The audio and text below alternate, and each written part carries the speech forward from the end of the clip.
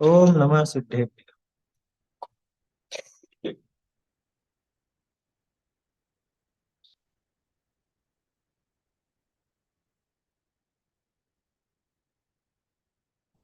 नमः श्री वर्धमान।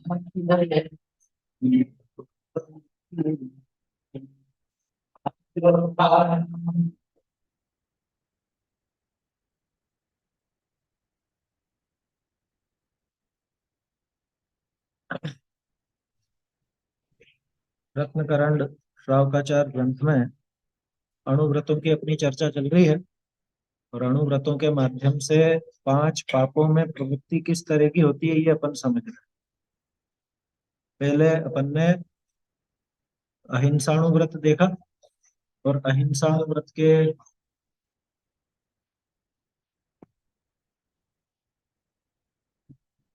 अहिंसाणुव्रत के बहाने अपन ने हिंसा की भी चर्चा की कि किस किस तरह की हिंसा हो सकती है।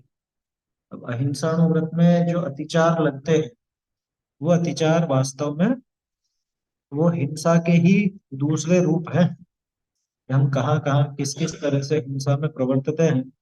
और वो हमारे अहिंसाणुव्रत को खंडित कर सकते हैं। ऐसी अहिंसाणुव्रत और उसके अतिचारों के संबंध में अपनी चर्चा हुई थी। इसके बाद कल अपन ने बात की थी इसकी सत्याणुव्रत की। और सत्याणुव्रत के बहाने असत्य की भी चर्चा अपन ने की। असत्य कितने प्रकार का देखा कल? 4 तरह का असत्य देखा अपन। 4 तरह का असत्य एक बार दोहरा लो। पहला, सच का अपलाप। फिर सच का उद्भावन। तीसरा, अन्यथा प्ररूपण। चौथा, गढ़। गंभीरता से इनको देखेंगे तो ये जो 5 अतिचार इसके आगे आने वाले हैं वो भी इन्हीं रूप में है। माने यही अपने आप वो 5 अतिचार रूप हो जाते हैं। ऐसा अपने को समझना चाहिए। कल अपन ने देखा था कि सत्यानुव्रत का धारी कैसे असत्य का त्याग करता है। जैसे अहिंसाणु व्रत वाला है तो वो स्थूल हिंसा का त्यागी, सूक्ष्म हिंसा का त्यागी नहीं होता। ऐसे ही सत्याणु व्रत का जो धारी होगा वो स्थूल असत्य का त्याग करेगा, लेकिन सूक्ष्म असत्य उसके जीवन में नजर आता है। ठीक है ना? स्थूल असत्य का त्याग है, सूक्ष्म असत्य जीवन में नजर आता है, तो सूक्ष्म असत्य का पाप होगा या नहीं होगा? पाप तो होगा, लेकिन उसके जीवन में इतना पाप होता है।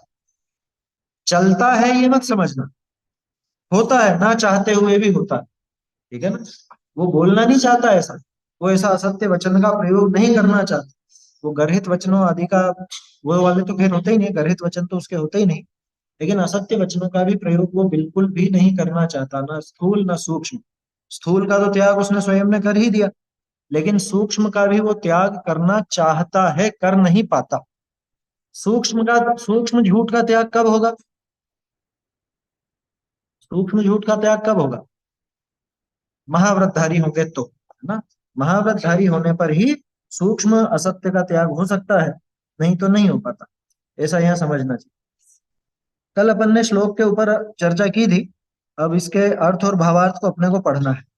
इसमें बहुत काम की बातें आएंगी अपने। काम की बात इसलिए भी क्योंकि धर्म के नाम पर कैसा कैसा झूठ प्रचलित होता है वो भी अपने को समझना चाहिए, है ना? अग्रहित मिथ्यात्व की तो बात छोड़ो, ग्रहित मिथ्यात्व किस तरह से इस झूठ के माध्यम से प्रचलन में आता है वो अपने को समझ करके और उससे बचना चाहिए, है ना? देखते हैं अभी। अर्थ और भावार्थ पढ़ेंगे तो अपने आप को चर्चा आएगी। एक और चीज इसमें थी कि मोटा झूठ तो इसने छोड़ा, साथ ही साथ ऐसा सच भी छोड़ा जो कि क्या था? विपदे, जो विपत्ति का कारण हो। ऐसा सत्य भी नहीं बोलता कि जिससे दूसरे पर आपदा आ जाए। एक छोटा सा उदाहरण है और प्रसिद्ध है, आप लोगों ने सबने सुना हो। एक गाय जा रही है, ठीक है, और उसके पीछे कसाई जा रहा है। अब गाय अपने सामने से दौड़ती हुई निकली और कसाई भी उसके पीछे पीछे निकला। अपने को देख करके कसाई ने पूछा कि गाय किधर गई है? बोलो क्या बोलोगे? मान लो गाय गई है पूर्व की तरफ, ठीक है, तो अपन क्या कहेंगे? क्यों, असत्य नहीं होगा? चलो प्रश्न को थोड़ा सा सीधा करते हैं। उसने जो गाय पूर्व की तरफ गई और तुमने पश्चिम दिशा दिखा दी, इसमें असत्य है ये तो अपन ने समझा, लेकिन क्या ये पाप है या नहीं? गंभीरता से सोचो। क्यों नहीं?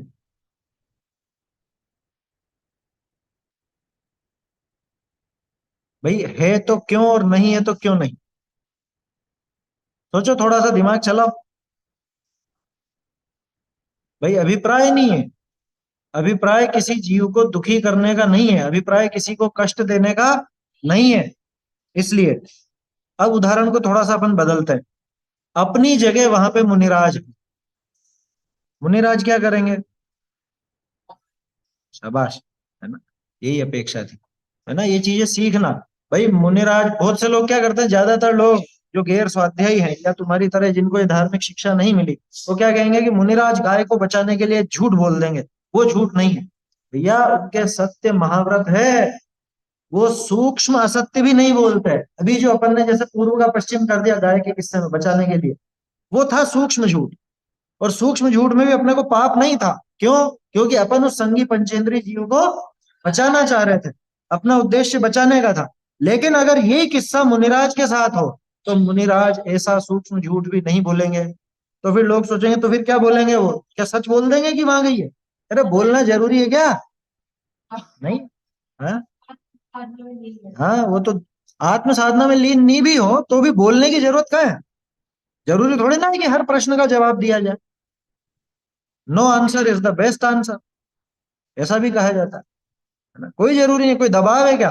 वो कोई राजा तो है नहीं जो पूछेगा और इनको बोलना जरूरी, और राजा भी हो तो हो, मुनिराज नहीं बोलेंगे। आया समझ में?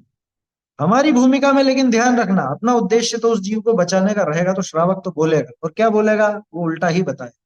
ये पक्का मान के चलना, और उसमें उसको कोई दोष नहीं। क्योंकि सारे ही पाप अभिप्राय की मुख्यता से होते हैं, हमेशा ध्यान रखना। सारे ही पापों के पीछे अभिप्राय देखा जाता है, ना कि क्रिया। जैसे हिंसा की परिभाषा अपन ने स्पष्ट रूप से देखी, प्रमत्त योगात प्राण व्यप्रोपणम हिंसा। तो प्रमाद का योग वो हर पाप में लगे ना। है समझ में? सत्य की परिभाषा क्या है, या झूठ की परिभाषा क्या है वहां पर तत्वार सूत्र में? बोलो भाई, शास्त्री वाले तो बता सकते हैं। असत्य की क्या परिभाषा दी है? असद अभिधानम अनृतम। नहीं पढ़ा? असत अभिधान करना यानी असत्य कथन करना, वो अनृत। अब उसकी व्याख्या में ये बात आती है कि जो प्रमत्त योगात पीछे लगा था ना, वो उसके साथ लगे। सूत्रों में ऐसी पद्धति चलती है कि वो जो पहले शब्द काम में आया है वो बाद वाले सूत्र में भी काम में आता है। तो जो प्रमत्त योगात प्राण व्यप्रोपणम हिंसा, उसका ही अगला सूत्र है असद अभिधानम अनृतम। तो जब प्रमत्त योगात व हिंसा के साथ लगाया, ऐसे ही इन वचनों में भी प्रमाद का योग हो, तो वो असत्य वचन है। ऐसा सत्य जिसके पीछे प्रमाद मौजूद है ना, जिसके पीछे समझ लो विपरीत परिणाम मौजूद है, अभिप्राय की खोट मौजूद है, वो सत्य भी कैसा है? असत्य। वो सत्य भी झूठ है। ठीक है ना? तो सच और झूठ, या झूठ का पाप, वो वही समझना जहां पे अभिप्राय खोटा। ठीक है? तो कैसा कैसा खोटा अभिप्राय होता है वो भी अपन देखेंगे। क्योंकि जो सत्यमपि विपदे लिखा ना, ये बहुत गंभीर है ये। वो वाला तो समझ में आ जाता आसानी से, स्थूल मलिकम न वदति न परान वादयति। दो दो भंग है दोनों के, है ना? दो भंग कौन से? एक तो न वदति, न स्वयं बोलता है, न परान वादयति यानी न दूसरे से बोलता। ठीक है ना? चलो, अर्थ और भावार्थ आज अपन देखेंगे। कल इस पर चर्चा नहीं हुई थी। चलिए, हिंदी, कोई बात नहीं।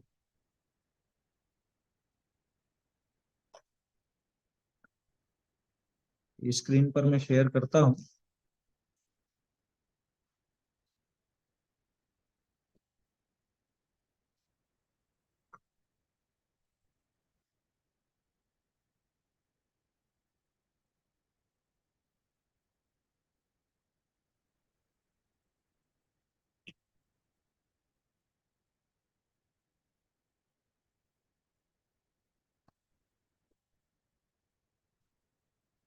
हम्म।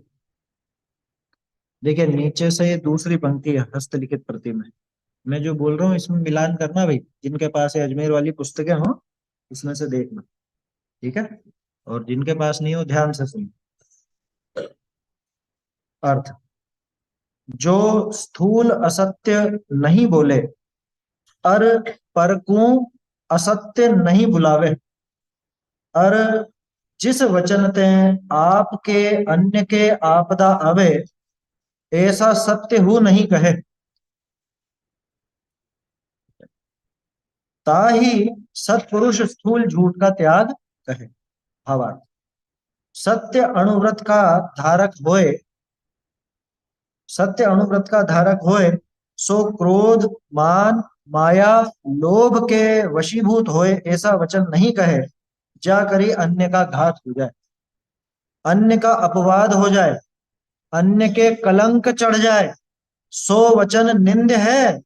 जिस वचन ते मिथ्या श्रद्धान हो जाए तथा धर्म सु छूटी जाए, व्रत संयम त्यागते शिथिल हो जाए, श्रद्धान बिगड़ी जाए, सो वचन नहीं कहे, तथा कलह विसंवाद पैदा हो जाए, विषयानुराग बढ़ी जाए, महा आरंभ में प्रवृत्ति हो जाए, अन्य के आर्त ध्यान प्रकट हो जाए, काम वेदना प्रकट हो जाए, पर के लाभ में अंतराय हो जाए, पर की जीविका बिगड़ जाए, अपना पर का अपयश हो जाए, ऐसा निंद्य वचन योग्य नहीं, तथा ऐसा सत्य वचन हु नहीं कहे, जा करी आपको अन्य को बिगाड़ हो जाए, आपदा आ जाए, अनर्थ पैदा हो जाए, दुख पैदा हो जाए, मर्म छेदिया जाए, राज का दंड हो जाए, धन की हानि हो जाए, ऐसा सत्य वचन हु झूठ ही है। बहुरी, गाली के वचन, भंड वचन, नीच कुल वाले के बोलने के वचन तथा मर्म छेद के वचन, पर के अपमान के वचन, पर के तिरस्कार के वचन, अहंकार के वचन हु अहंकार के वचन हु कदाचित नहीं कहे, जिन सूत्र के अनुकूल तथा आपका पर का हित रूप और बहुत प्रलाप रहित प्रमाणिक संतोष का उपजाने वाला धर्म का उद्योत करने वाला वचन कहे जाते हैं। न्याय रूप जीविका सधे अनीति रहित होए, ऐसे वचन को कहता गृहस्थ के स्थूल असत्य का त्याग रूप द्वितीय अणुव्रत होए है। अब सत्य अणुव्रत के पंच अतिचार कहने को सूत्र है। ये अगला सूत्र है, अगला श्लोक है। देखो एक तो यहाँ पे जैसे श्लोकों को सूत्र भी कहते हैं, तो उसमें कंफ्यूज मत होना, है ना। ये पुरानी पद्धति है, श्लोकों को सूत्र के रूप में भी कह दिया जाता है, मतलब सूत्रों का नाम श्लोक भी दे दिया जाता है, श्लोक का नाम सूत्र भी दे दिया जाता है, उसमें कोई समस्या नहीं। क्या क्या कहा देखो, ध्यान से सुना होगा तो समझ में आया होगा थोड़ा बहुत। जो स्थूल असत्य स्वयं नहीं बोलता, पहले तो अर्थ है ये श्लोक का जो अपन देख चुके हैं, न दूसरे से कहलाता। ये दोनों बातें ध्यान रखना, क्योंकि कृतकारित अनुमोदन से त्याग है ना, तो न खुद बोलेगा, न दूसरे से बुलवाएगा, न दूसरे से बोलने वाले की अनुमोदना करेगा, प्रशंसा करेगा। तीनों तरफ से लगन, और मन वचन काय से भी लगन। 9 कोटि तो समझ में आ गया ना, 9 कोटि पूर्वक त्याग होता है, जिस भी चीज का त्याग। तो स्थूल असत्य स्वयं नहीं बोलता, दूसरे से नहीं बोल पाता, और ऐसा सत्य वचन जो अपने या दूसरे पर आपत्ति आ जाए, ऐसा सत्य भी स्वयं नहीं बोलता, दूसरे से नहीं बुलवाता, और कोई बोलने वाले की ऐसी प्रशंसा या अनुमोदना नहीं करता, उसे संत पुरुष स्थूल झूठ का त्याग कहते हैं। ठीक है, ये तो सामान्य अर्थ था जो श्लोक का देखा। भावार्थ सुंदर है इसका, समझने लायक है। क्या लिखा है देखो, सत्य अणुव्रत का धारी। अब यहाँ पे एक प्रश्न अपने दिमाग में आना चाहिए, ये बात तो सत्य अणुव्रत वाले के लिए है, हम अगर ऐसा पालन नहीं करें तो क्या दिक्कत है? सत्य अणुव्रत के धारी होंगे तब हम भी कर लेंगे, मतलब सही ढंग से काम। हाँ, क्या जवाब है कि भैया सत्य अणुव्रत का धारी के तो ये दोष लगते ही हैं, लेकिन जिसने सत्य अणुव्रत का पालन नहीं किया, जिसने सत्य अणुव्रत नहीं ले रखा है, वो भी आगे बढ़ने के लिए, अपने चित्त की विशुद्धि के लिए, अपने भावों को निर्मल बनाने के लिए, पाप से बचने के लिए ऐसे काम नहीं करे।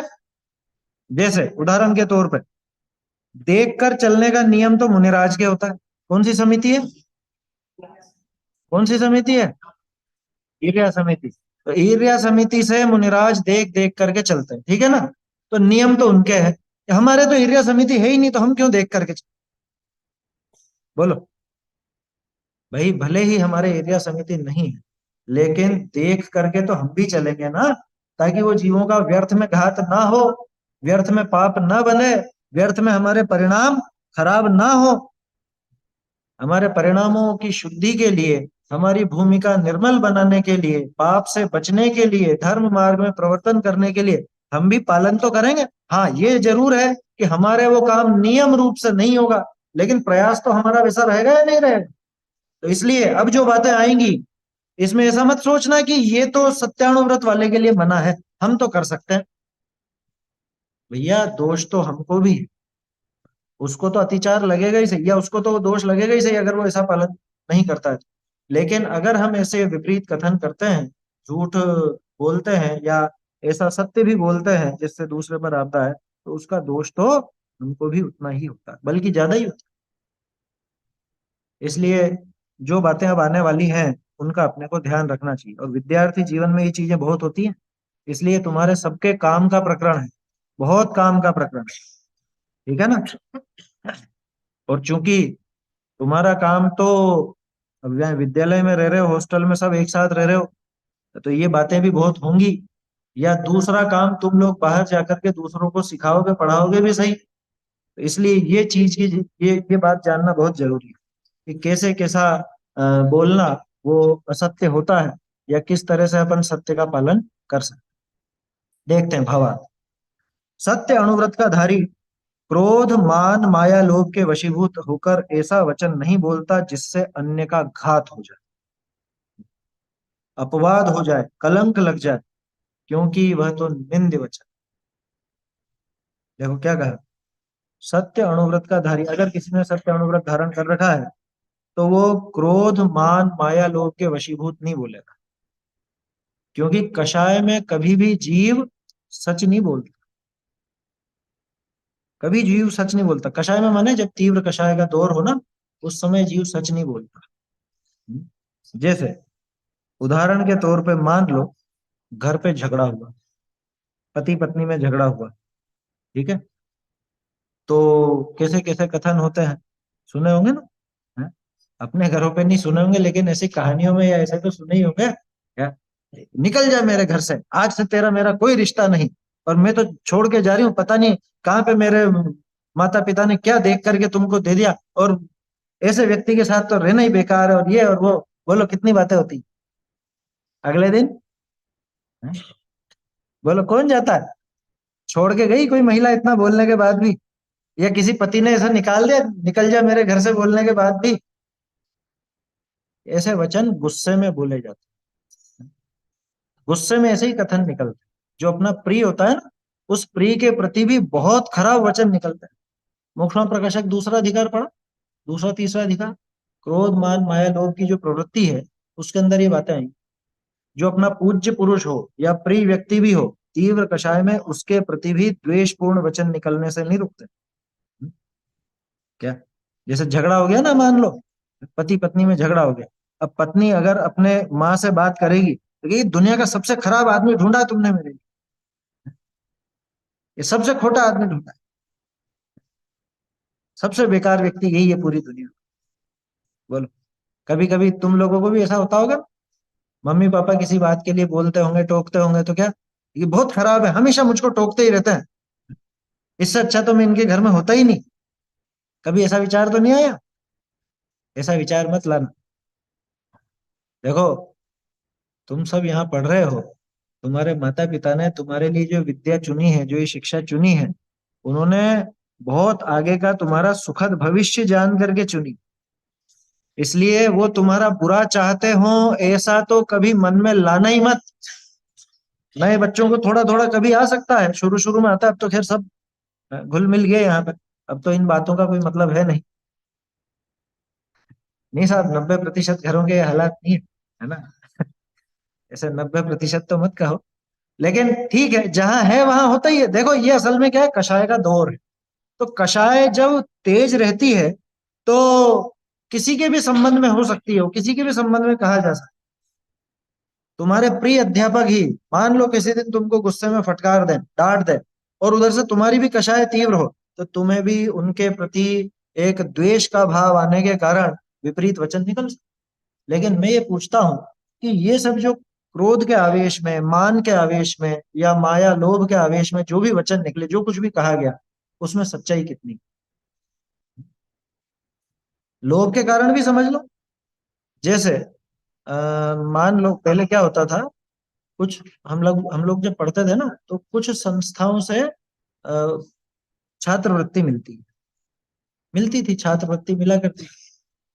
तो बहुत से लड़के वो छात्रवृत्ति पाने के लिए, जब वो अधिकारी आते, उस संस्था के अधिकारी आते, उनके सामने ऐसे भक्त बन जाते। हाँ, ये बहुत अच्छा लड़का है, ये नियमित स्वाध्याय में बैठता है, नियमित भक्ति में आता है, और नियमित ये सारे काम करता है। क्यों? वो उनको दिखाने के लिए कि छात्रवृत्ति मिल जाए। वो खोटी आदत है, देखो। हालांकि वो संस्था का तो ये था उद्देश्य कि भाई जो धर्म साधन कर रहे हैं, जो धर्म मार्ग में लगे, उनको जीवों को सहायता मिले।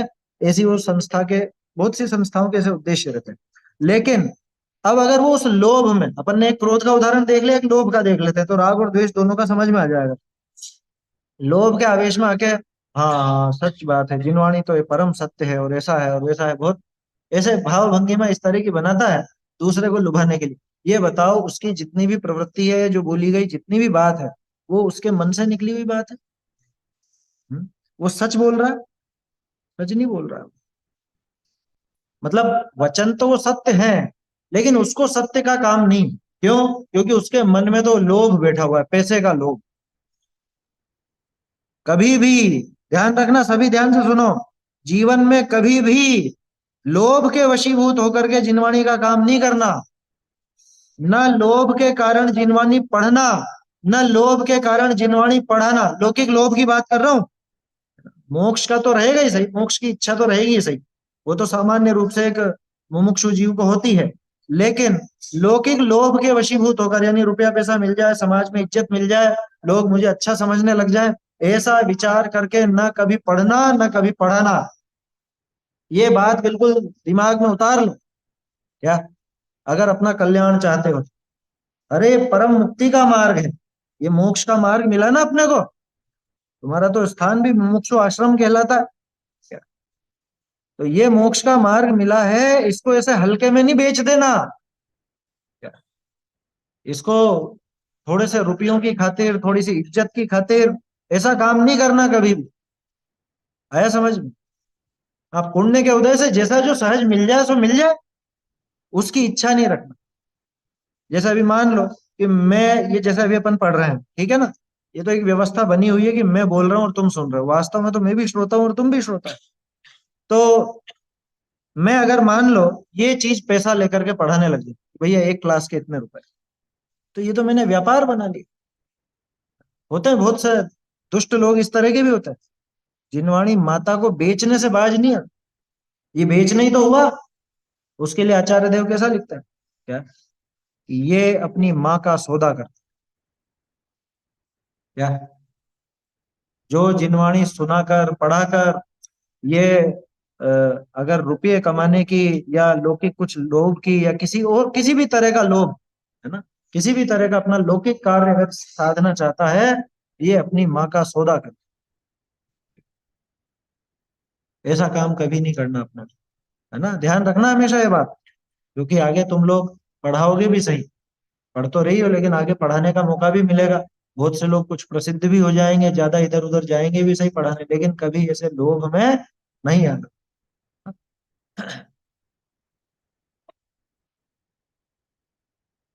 जेतपुर नरेश, क्या बात है भाई? हैं? सब इधर ध्यान लगा रहे, तुम इधर उधर ध्यान लगा रहे हो। हैं? हमने तो सुना था ज्ञान एक समय में एक ही जगह जानता है। तुम ये जिनवाणी भी सुन रहे हो और इधर उधर की बातें भी सुन रहे हो, कैसे कैसे कर लेते हो भाई? हैं? ये विशेष प्रतिभा का धनी है, क्या? ये उपयोग को इधर उधर दौड़ा, अभी भी समझ में नहीं आता है?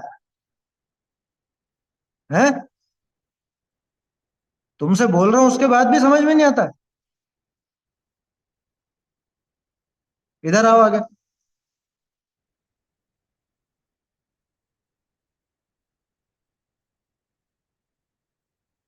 देखो ये बात रोज कहनी पड़े ये बिल्कुल अच्छी बात नहीं है। ये जिनवाणी का अभिनय है ये। आया समझ में? बेटा ये चीज आगे जिंदगी में मिलेगी नहीं कभी अगर इसका अभिनय करोगे तो। तुमको बहुत पुण्य के उदय में ये चीज मिली है। इसको समझ के रहना। आया समझ में? इसको ऐसे ही गंवा दोगे इस मौके को तो ये आगे मिलने वाला नहीं है। अभी तो जैसे तैसे मनुष्य भाव मिल गया, जैन बन गए। आगे जैन पना भी नहीं मिलेगा फिर। इसलिए ध्यान सुनो, ध्यान से सुनो पूरी बात। पुस्तक का है, इसको भी दिखाओ भाई।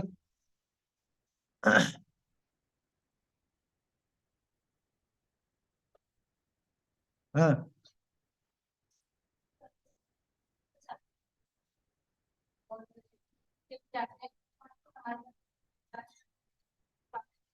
वो करते हैं, वो समाज की व्यवस्था है। समाज वाले तो उनकी तरफ से करेंगे ही सही।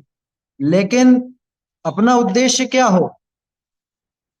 ज्यादा से ज्यादा बड़ा लिफाफा मिले, ये उद्देश्य? ये उद्देश्य नहीं होना चाहिए।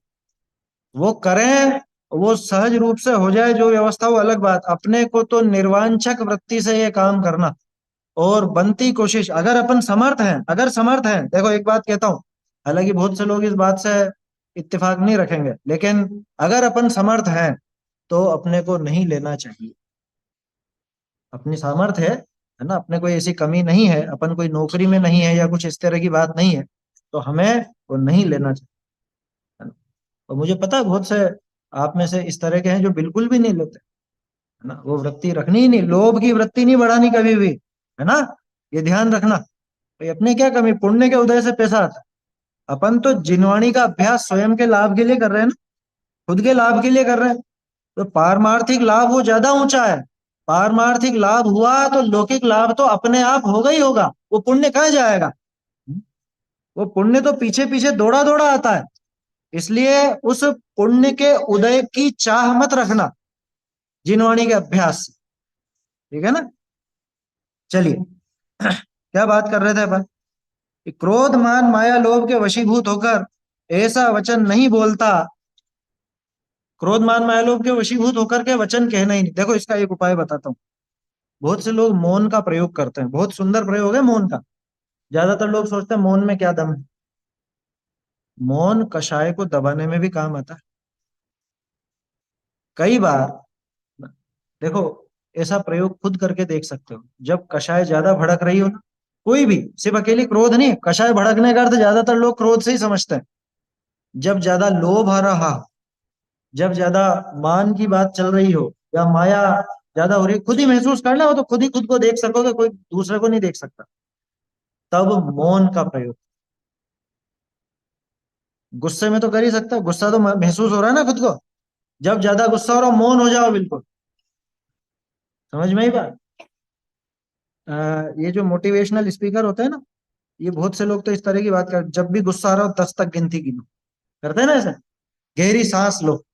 वो किस लिए है? सिर्फ ध्यान भटकाने के लिए। ये क्या डाइवर्जन टेक्निक है ये अपने उपयोग को भटकाने की विधि है। कि उस उपयोग से अपन भटकेंगे तो अपना वो गुस्सा थोड़ी देर में अपने आप ही दूर हो जाए। तो कोशिश ये करना कि गुस्से में, मान के तीव्र हृदय में, माया के तीव्र हृदय में या लोभ के तीव्र हृदय में बिल्कुल भी बोलने का प्रयास मत करना, क्योंकि उस समय जो भी बोलोगे वो सच नहीं होगा। सच होते हुए भी सच नहीं होगा। क्या? क्योंकि वो कषाय के आवेश में बोले गए वचन। ठीक है? ऐसा। दूसरा, ऐसा वचन नहीं बोलता जिससे अन्य का घात हो जाए। जैसे गाय वाला उदाहरण अभी अभी अपन ने देखा, है ना? जिससे दूसरे का घात, और घात का अर्थ अकेला मर जाए ऐसा ही नहीं, किसी भी तरह का घात। उसका दिल दुखे वो भी घात ही है। हम्म? घात समझ में आता है? क्या नाम है? ये पीला। हाँ, सुयश। तुम्हारा नाम ही सुयश है? तो अपयश के काम मत करो, है ना? घात किसको कहते हैं? अब मैं पूछ रहा हूँ, घात समझ में आता है तो बोल रहा हूँ हाँ। घात माने उसका एक तरह से समझ लो कि कुछ नुकसान हो, उसको चोट पहुंचे, मर जाए, ये सब घात है ना। मन दुखे उसका, चित्त में कुछ समझ लो ऐसा दुख पहुंचे, खेद पहुंचे, ये सब घात है। क्योंकि घात अकेले जान से मारने को नहीं कहते, घात सभी तरह का होता है। हिंसा की परिभाषा तो पढ़ी होगी ना, किसी को दिल, उसका दिल दुखाना, मारना, पीटना इत्यादि को सब हिंसा है। तो घात माने हिंसा। अन्य का घात हो जाए ऐसे वचन नहीं कहना जिससे दूसरा जीव परेशान हो सके या उसको दुख पहुंचे, ऐसा कथन नहीं करना। अपवाद हो जाए, अपवाद यानी कि लोक में कोई बुरी बात फैल जाए। अपवाद, वाद माने कथन, अप यानी खोटा, खोटा कथन, खोटी प्रसिद्धि हो जाए, या किसी के बारे में उसका अपयश फैल जाए। अपवाद झूठी बात को भी बोलते हैं। राजा वसु ने जो बोला वो अपवाद ही तो था, खोटी बात फैल गई ना जगत में। क्या, अजय अष्टव्यम, अज का अर्थ तो बकरा होता है, उसने नहीं कहा था। उसने तो क्या कहा था, ये जो बोलता है वो सब सही। उसने सिर्फ इतनी बात बोली कि ये पर्वत जो बोल रहा है वो सब सही है, सिर्फ इतना बोला, सिर्फ इतना अनुमोदन। तो उससे क्या सिद्ध हुआ कि पर्वत तो कहता था कि अज का अर्थ बकरा, तो वो बकरे की बात प्रचलित हो गई। ये अपवाद है ना। अपवाद के कई अर्थ हैं। अपवाद यानी निंदा भी है, अपवाद यानी किसी के बारे में कोई अपयश वाली बात भी है, अपवाद यानी खोटी बात भी। अपवाद, ठीक है ना, वाद माने बात, अप यानी खोटी। कलंक लग जाए, और ये काम बहुत लोग करते हैं। जैसे मान लो किसी के बारे में कोई किस्सा प्रचलित हो गया, अब उस किस्से में कोई सच्चाई नहीं थी, लेकिन अपनी आदत क्या होती है, अपने से किसी ने कहा और हम उसको सच मान लेते। 100 जने अगर एक बात बोले तो अपने को लगने लगता है कि हाँ ये सच है, जबकि वो झूठ हो। होता है ना कई बार ऐसा। जैसे मान लो किसी ने किसी के बारे में कह दिया कि ये तो चुपचाप है ना गुटखा खाता है। क्या, किसी ने ऐसी बात फैला दी, नहीं खाता था वो। गुटखा समझते हो ना, पान मसाला, पाउच, पाउच कहते हैं, हाँ? ये तो पाउच खाता है, किसी ने कह दी, उसके पीले दांत देख करके ऐसी बात फैला दी कि ये तो पाउच खाता है ना। अब फिर एक ने दूसरे से कही, दूसरे ने तीसरे से, तीसरे ने चौथे से, चौथे ने पांचवे से, पूरे जगत में उसकी प्रसिद्धि होगी, लग गया कलंक। अब सच्चाई सामने आई तो उसको तो कोई बीमारी थी, वो दांत की होती है ना जिससे पीले हो जाते हैं दांत, है ना? क्या होता है वो, फ्लोरोसिस क्या होता है, हाँ तरह तरह की होती है। तो उसको वो बीमारी थी, इस वजह से दांत पीले थे। उसने जिंदगी में कभी गुटखे की शक्ल नहीं देखी वो बेचारा ने। और बात फैल गई, जब पहले वाले व्यक्ति से पूछा कि तुमने ऐसा क्यों कहा, कि मुझे ऐसा लगा था। क्या, मुझे ऐसा लगा था। ऐसे लगाने वाला काम मत करना कभी भी, क्योंकि मुझे याद है तुम्हारी उम्र में इस तरह की हरकतें बहुत होती, मुझे तो ऐसा लगा था। ऐसी बात नहीं करना, क्या समझे, लेकिन मुझे ऐसा लगा कि ये ऐसा करता होगा, इसने ऐसा किया होगा। कि तुम्हें क्यों लगा भैया, तुम सर्वज्ञ हो या अधिक ज्ञानी हो, क्या बात। हम्म? तो अपने को लगे लगे वाली बात नहीं। जो बात प्रामाणिक नहीं हो, है ना, जो जिसका प्रमाण अपने पास नहीं हो, इस तरह की लौकिक बात भी नहीं कहना। आया समझ, लौकिक बात भी नहीं करना इस तरह की, कि वो तो ऐसा करता है या वो तो ऐसा करते होंगे। अरे होंगे तो कोई बोलता ही नहीं, वो तो सीधे यही बोलता है कि वो तो ऐसा करता है। जिस बात का प्रमाण नहीं है ऐसी किसी के बारे में झूठी बातें नहीं फैलाना। अरे सच्ची भी बात हो लेकिन बुरी हो तो क्यों फैलाना। यहाँ है ना, सत्यमपि विपदे, सच्ची भी हो, कोई कुशीलवान अगर वो कुशील करता भी और वो जगत प्रसिद्ध बात भी, तो हमको क्या लेना देना उसका उस कुशील से। अपन तो सुशीलवान लोगों की बात करेंगे, अपन क्यों कुशीलवान लोगों की बात करेंगे। समझ में आ रहा है? देखो, कलंक लग जाए वो तो निंद्य वचन है। ये यहाँ पे क्योंकि का प्रयोग उचित नहीं लगता है, कुछ और होगी बात, देखते हैं।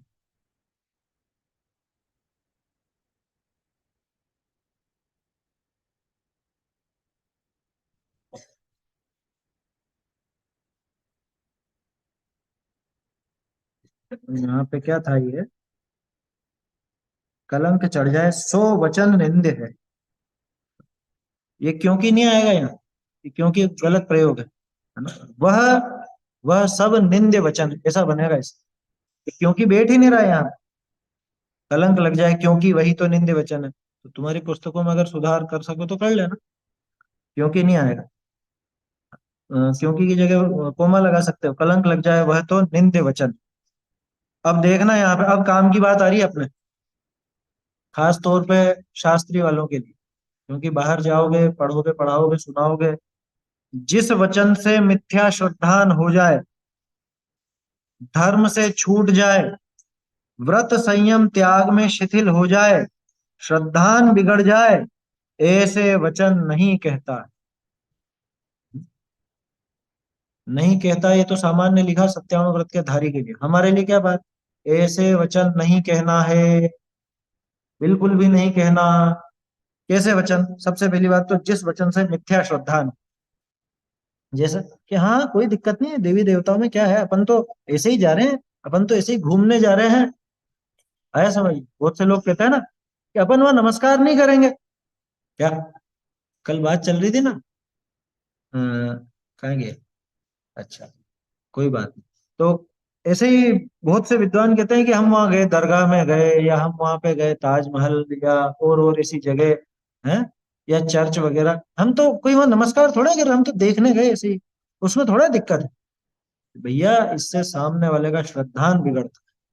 कभी ऐसा काम नहीं करना, इस तरह के वचन नहीं बोलना जिससे श्रद्धान बिगड़े। हाँ, व्रत हो या नहीं, ऐसे वचनों का प्रयोग नहीं करना, क्योंकि दोष तो है ही सही। ये तो हमको सबको ध्यान में रखने की बात है, शास्त्री वालों की मुख्यता से तो इसलिए कहा क्योंकि ये तो आगे जाके बोलेंगे। तुम में से भी जो लोग ऐसे क्लास वगैरह लोगे आगे जाके, ये ध्यान रखना, कभी इस तरह की बात नहीं कहनी जिससे श्रद्धा बिगड़ जाए किसी। जैसे मान लो किसी के संबंध में ना, ये तो खैर मिथ्या श्रद्धान की बात तो अपन सात तत्व और देवशास्त्र गुरु से संबंधित ही लगाते हैं, व्यक्ति के संबंध में भी आगे आ रही है बात, श्रद्धान बिगड़ जाए, मिथ्या श्रद्धान हो जाए। एक बड़ा उदाहरण दूं, तुमने सुना होगा 31 दिसंबर को अपने आसपास कोई क्षेत्र है ऐसे जहां पे अतिशय होता, क्या अतिशय होता है, रात को अपने आप ही अभिषेक होने लग जाता है।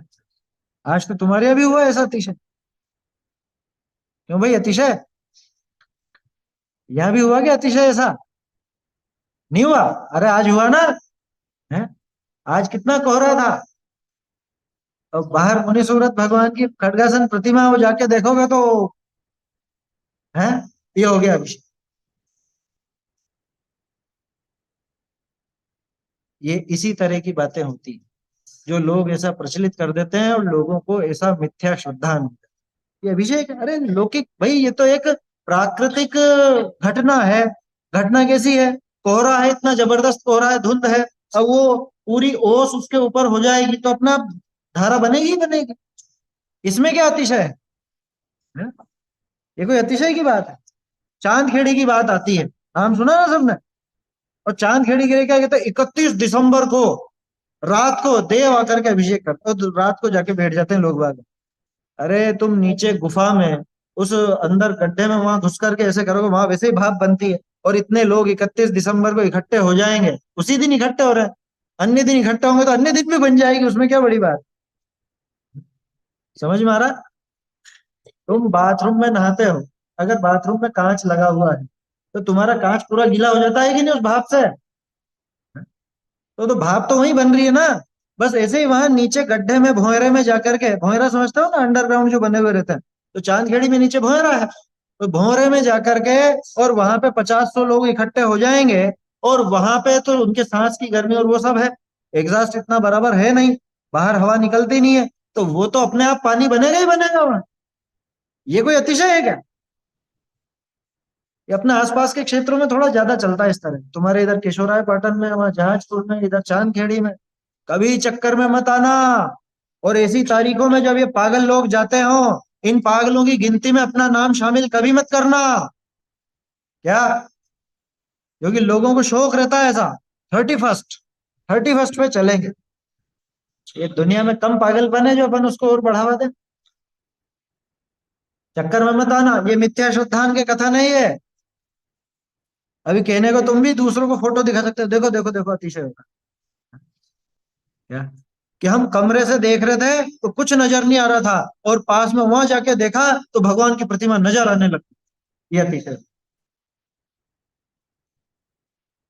अरे कोहरे में तो दूर से यूं ही नहीं दिखेगा, जहां पास जाओ तो यूं ही दिखने लगे। समझ में आ रही है ना? तो कभी इस तरह की बातें नहीं करना जिससे मिथ्या श्रद्धान हो जाए। जिन वचनों से मिथ्या श्रद्धान हो जाए, जीवों के मिथ्या श्रद्धान की पुष्टि हो जाए। और उदाहरण बोलो भाई, सोचो सोचो शास्त्री वाले, और सोचो मिथ्या श्रद्धान कैसे पुष्ट होता है? ऐसी तिथियां, ऐसे पर्व, अन्य लौकिक पर्वों से संगति बिठाने की कोशिश, ये सब क्या है? ये मिथ्या श्रद्धान पुष्ट करने के ही तो कारण है। जैसे कुछ लोगों ने ऐसी प्रवृत्ति चला दी, वो नवरात्रि को, डांडिया को, उसको भी अपने जैन धर्म में सिद्ध करने की कोशिश करने लगे। इससे क्या होगा? है? इससे क्या होगा? इससे श्रद्धान बिगड़ेगा। समझ में आ रही है बात? ऐसे वचन जिनसे मिथ्या श्रद्धान हो जाए, ऐसे वचन नहीं कहना। छोटा सा उदाहरण, भगवान की असीम अनुकंपा से, है, किसकी? महावीर भगवान की असीम अनुकंपा से हमारे घर में इसके पुत्र का या पुत्री का विवाह हो रहा है। ये असत्य श्रद्धान बढ़ाने वाले वचन है या नहीं? हम्म? महावीर स्वामी की खुद की शादी नहीं हुई थी, ये दूसरों की शादी करवा रहा है। और किसके आशीर्वाद से बच्चे बच्ची हो गए? वो भी महावीर भगवान, उनके नहीं हुए और उनके आशीर्वाद से हो गए। ऐसे कभी मिथ्या श्रद्धान के वचन मत बोलना। समझ में आई बात? जिससे स्वयं का मिथ्या श्रद्धान पुष्ट होता हो, या दूसरे जीव मिथ्या श्रद्धानी हो जाए, कभी इस तरह के कथन अपने को नहीं कर। ठीक है? कि ये तो साहब सत्यानुव्रत वाले के लिए बात है, कि नहीं, ये अपने लिए बात है। जिसको सत्यानुव्रत धारण करना है, जो सत्य के मार्ग पर आगे बढ़ना चाहता है, उसके लिए भी ये बात है। ठीक है ना? इसलिए अपनी प्रवृत्ति को समझ करके रखना। एक वो कहावत चलती थी, तोल मोल के बोल। क्या? तोलना मोलना फिर बोलना। भाई व्यर्थ में फालतू की बकवास नहीं करना, व्यर्थ की बातें नहीं करना कभी भी। देखो क्या, बोलिए। सर, जैसे अभी आपने कहा कि ये पत्रिका वगैरह हम लिखते हैं महावीर भगवान की अनिश्चय अनुकंपा से, और इस प्रकार से लिखते हैं, ये तो एक चलन सा चल पड़ा है और सब इसका फॉलो करते हैं। बट क्या है कि हम मुमुक्षु कब क्या कर सकते हैं इसके लिए, अपन क्या क्या और लिख सकते हैं? थोड़ा आपका सजेशन कोई हो तो बताओ। हमने तो नहीं लिखा था, देखो, हमने तो बिल्कुल नहीं लिखा था। आया समझ में? हमारी भी शादियां हुई, भाई बहनों की भी हुई। हमने तो नहीं लिखा, इस तरह का प्रयोग नहीं करे। हमने तो श्री महावीराय नमः भी नहीं लिखा। क्या जरूरत है लिखने की? सामान्य रूप से आपको ऐसी दो एक लाइनें काव्य की बना लो, कोई भी अच्छा मैटर ढूंढ के लिख लो। हाँ, पत्रिका ही मत छपाओ, देखो कितना बढ़िया विचार दिया। क्या जरूरत है? और वैसे भी पत्रिका का चलन तो बाहर होता जा रहा है, अब तो ऑनलाइन सब जमाना है। क्योंकि पत्रिका में भगवान का नाम छपाओगे, वो तो सब इधर उधर ही जाना है, कचरा सोरने में काम आएगी वो तो। क्या यही होता है? या तो बिछायत में काम आती है, या कचरा उठाने में काम आती है, नहीं तो रद्दी में जाती है। और क्या काम आता है बताओ? तुम्हारे घरों में जो पत्रिका आई आज तक, कितनी संभाल के रखी है? कोई नहीं, सब फेंक दे।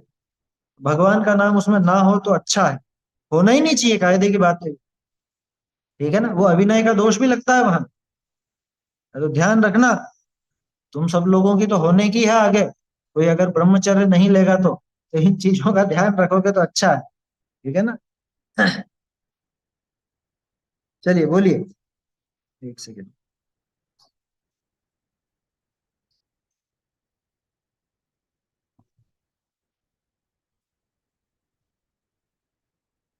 बोलिए। ऐसा लिखा जा सकता है कि विश्व की अटल विश्व व्यवस्था के अनुसार। वो भारी हो जाएगा थोड़ा, क्योंकि आपके वो अटल विश्व की व्यवस्था तो कोई समझेगा नहीं। है ना? लिखने को लिख सकते हैं, बहुत से लोग इस तरह के भी हैं। देखो, हमारे तो ऐसे ऐसे मित्र हैं जिन्होंने संस्कृत में पत्रिका छपवाई थी। शास्त्री है ना, तो संस्कृत में छपवाई है। हमारे मित्र है यहीं कहीं, उसने तो पूरा वो क्रिकेट टीम की तरह पत्रिका छपाई थी, है कि ये मैच होने वाला है, और इधर की ये टीम है और उधर की वो टीम है, इस तरह से। तो वो तो नए नए प्रयोग हैं। आया समझ में? कोई बड़ी बात नहीं है ऐसी।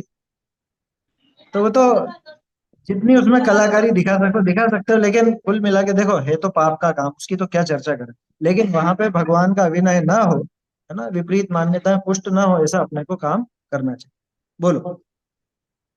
ये जो अन्य मतों में जो देवी देवता जो भी होते हैं जिनको वो लोग मानते हैं, तो उनके हम्म। मंदिरों में कुछ भी होता है, जैसे कि घंटे बजने लगे, ये बजने लगे, वो होने लगे, तो उसकी जो मान्यता है वो तो मिथ्या है पूरी।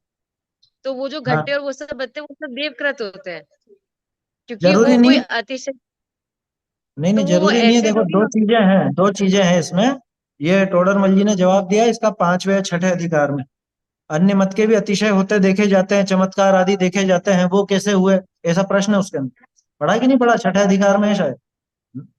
तो उसका जवाब क्या है कि भैया व्यंतर तो सभी तरह के होते हैं, और पूर्व भोग का संस्कार भी होता है। कोई मान लो कोई जीव यहाँ पे कुदेवी देवता को मानने वाला था, और वो मर के व्यंतर बन गया, और पिछले भव का उसका संस्कार चला आ रहा है, तो वहां पे कुछ ना कुछ कर सकता है, कोई बड़ी बात नहीं। पहली बात तो आधे से ज्यादा जितने भी चमत्कार है वो झूठे होते, आधे से ज्यादा।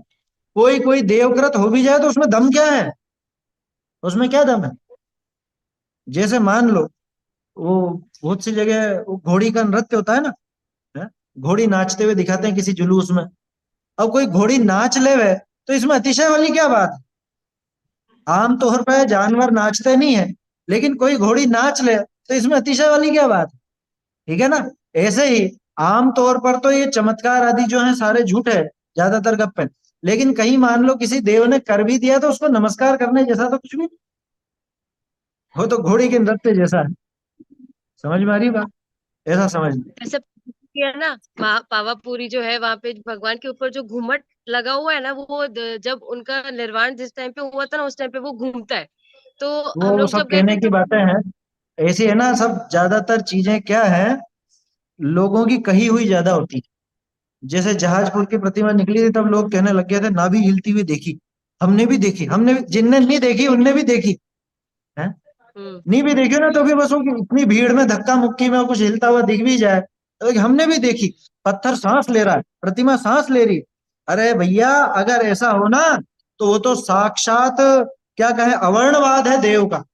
क्योंकि अनंत देव के इस तरह की दशा होती नहीं है। जितनी भी बातें चमत्कार के नाम पे, अतिशय के नाम पे चलती हैं, वो सारी अधिकांश तो गप्पे ही होती। और कोई देवकृत हो भी जाए तो उसमें कोई ऐसी विशेष बात नहीं। मुझे ये बताओ, भगवान की पूज्यता किस वजह से है। कल पूज्य पने का कारण देखा था ना अपन ने, वीतराग विज्ञानता से। शाबाश, हमेशा याद रखना, भगवान हमेशा पूज्य वीतराग विज्ञानता के कारण है, इन अतिशयों के कारण नहीं है। एक बात, दूसरी बात, अतिशय किसको कहते हैं, क्या परिभाषा है भैया बताओ, बोलो। शाबाश। देखो, अतिशय माने कोई चमत्कार नहीं होता। ये परिभाषा कहाँ पे आई?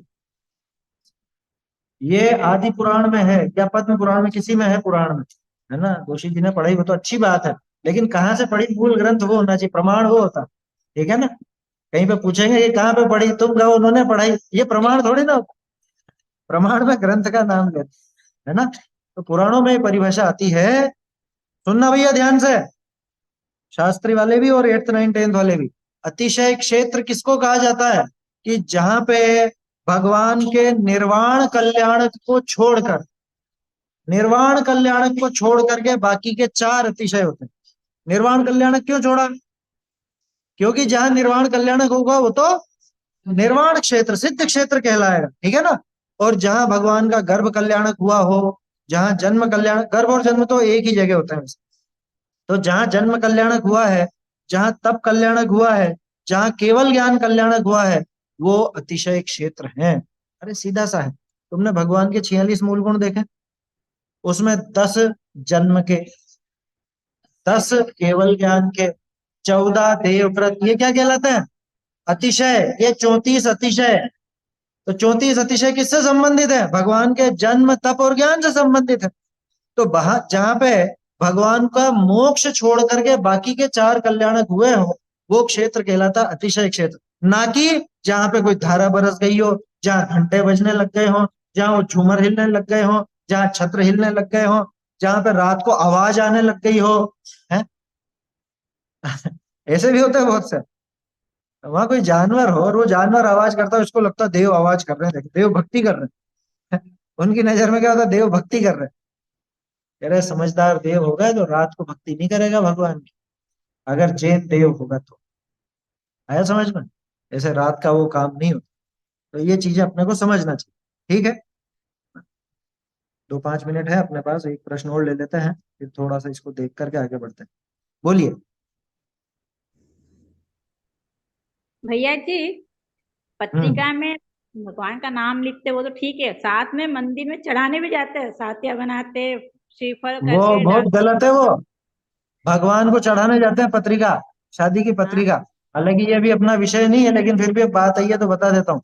वो बहुत अभिनय का कारण है। क्या पत्रिका यहाँ मंदिर में चढ़ाने का क्या प्रयोजन है, बताओ। अच्छा सोचो, मान लो ये महावीर स्वामी है ना, ये तो ब्रह्मचारी थे, शादी भी नहीं हुई। अगर महावीर स्वामी, एक कल्पना करो, तुम्हारी शादी में आ गए तो क्या होगा? है, शादी धरी रह जाएगी, क्योंकि ये तो ब्रह्मचर्य का उपदेश देंगे, ये शादी का उपदेश नहीं देंगे। आया समझ में? इसलिए भगवान को पत्रिका नहीं चढ़ाना, ठीक है ना, वो उचित नहीं है, अभिनय का कारण है। बोलो। जो अतिशय क्षेत्र आपने बोला ना कि निर्वाण क्षेत्र के अलावा बाकी जहाँ पे भी बाकी के चार जो कल्याणक हुए हो तो उसको अतिशय क्षेत्र कहेंगे। लेकिन हमारे आजू बाजू में बहुत सारे ऐसे चमत्कारी होते तो हैं मैंने कह तो दिया ना, उसको भी। नाम रख लिए लोगों ने, नाम रख लिए लोगों ने, वास्तव में वो अतिशय क्षेत्र नहीं है। कि कहीं से नीचे से प्रतिमा निकल गई तो अतिशय हो गया, कहीं पर ऊपर पानी की धारा बन गई तो ये कोई अतिशय नहीं। ये तो लोगों ने नाम रख लिया है, लोगों ने अतिशय का अर्थ चमत्कार समझ लिया। और चमत्कार भी क्या, इसमें चमत्कार क्या है? मान लो कोई प्रतिमा गड़ी हुई थी और वो निकल गई, मतलब निकालने में आ गई, इसमें चमत्कार क्या हो गया? थी तो निकली ना, हवा में से तो प्रकट नहीं हो गई। तो पानी की धारा बरस गई, तो वहां पे भाप थी तो उसका पानी बन गया, इसमें चमत्कार क्या है? समझ में आ रही है बात? चमत्कार को नमस्कार जैन दर्शन में नहीं किया जाता। हमारे यहाँ तो आप चमक में आचार्य देव क्या लिखते हैं, समंत भद्र स्वामी, कि हे प्रभु, मैं तुमको इसलिए नमस्कार नहीं करता कि तुम्हारे यहाँ पे देव उड़ करके आते हैं, तुम्हारा आकाश में गमन होता है, तुम्हारी दिव्य ध्वनि गिरती है, मेरे लिए ये कोई नमस्कार के कारण नहीं है, मैं तुमको इसलिए नमस्कार नहीं करता। बोलो भाई। देवागमन भो यान चाम राधि विभूत नातस्तोमसी मोहन नो महान, कि तुम हमारे लिए इसलिए महान नहीं हो कि देव तुम्हारे यहाँ पे आते हैं नमस्कार करने, दूसरों क्या भी जाते हैं देव, तुम्हारा आकाश में गमन होता है इसलिए तुम महान नहीं हो। मक्खी मच्छर भी आसमान में उड़ते हैं क्या? ये पक्षी भी उड़ते हैं, इसलिए हम नमस्कार करेंगे क्या? तुम्हारा उपदेश होता है इसलिए नमस्कार करेंगे क्या? कि नहीं, हम नमस्कार क्यों करेंगे? बोलो, वो वाला छंद भी तो बोलो। हम्म। स त्वमेवासि निर्दोषो युक्ति शास्त्र विरोधी भाग अविरोधो यदिष्टम ते प्रसिद्धे न बाध्य। आया समझ में? और एक और है उसके पहले वाला, दोषावरण योर हानि निश्चेषात्यतिशायनात् क्वचिद यथा स्वहेतुभ्यो बहिरंतर्म लक्ष्य। हे प्रभु, मैं आपको इसलिए नमस्कार करता हूँ कि पूरे जगत में जो राग द्वेष का प्रसार नजर आता है, पूरे जगत के जीव जो रागी और द्वेषी नजर आते हैं, दुखी नजर आते हैं, आपने उन राग द्वेष का अभाव किया है, आपने उस दुख का नाश किया है, आप अनंत सुखी हो गए हो और आपने हमको वो सुख का मार्ग दिखाया है, इसलिए मैं आपको नमस्कार करता हूँ। इसलिए नहीं करता कि आपकी प्रतिमा नीचे से निकल गई, आप पे कुछ ऐसा ऐसा चमत्कार हो गया, ये हो गया, वो हो गया। ये नमस्कार करने का कोई कारण नहीं। ठीक है ना? अतिशय कुछ नहीं है, अतिशय तो वही है जो जन्म के कल्याणक है ना, सबके कल्याणक, 14 देवव्रत, वो अतिशय होते हैं, केवल ज्ञान के कल्याणक, वो अतिशय हो। और उस वजह से भी महान नहीं है, खास बात तो ये है। क्या भगवान की महानता उन 42 कारणों से तो है ही नहीं। कौन से 42? कौन से 42? 34 तो अतिशय और 8 प्रातिहार। भगवान की महानता उन 42 कारणों से नहीं है, वो है, वो भगवान की महानता दर्शाते हैं, ये बात सही है, लेकिन इस वजह से नमस्कार करने लायक नहीं। वो जो 4 अनंत चतुष्टय हैं और ऐसे ऐसे अनंत गुण है भगवान में, इस वजह से ही भगवान पूज्य है। ठीक है, देखो समय हो रहा है अपना। तो ये बात समझ में आई, जिस वचन से मिथ्या श्रद्धान हो जाए ऐसे कथन कभी नहीं करना। क्या, कि तुम ऐसे ऐसा कर लो, इससे तुम्हारे घर में शांति हो जाएगी, ऐसा ऐसा कर लो तुम्हारी शादी हो जाएगी, ऐसा ऐसा कर लो तुम्हारी नौकरी लग जाएगी, ऐसा ऐसा कर लो तुम्हारे बच्चे बच्ची हो जाएंगे, इत्यादि इत्यादि। ठीक है ना, ऐसा मिथ्या कथन कभी मत करना। क्या, जिससे मिथ्या श्रद्धान हो जाए, धर्म से छूट जाए, कल करेंगे इसके बारे में बात अपन। धर्म से छूट जाए, व्रत संयम त्याग से शिथिल हो जाए, श्रद्धान बिगड़ जाए, ऐसे वचन नहीं कहता। ऐसे वचनों का त्याग करता है जो अणुव्रती होता है वो, है ना। और अणुव्रती ना भी हो तो भी हमको सावधानी पूर्वक ऐसे वचनों का प्रयोग करना ही नहीं चाहिए। ठीक है ना, श्लोक बोल लो एक बार।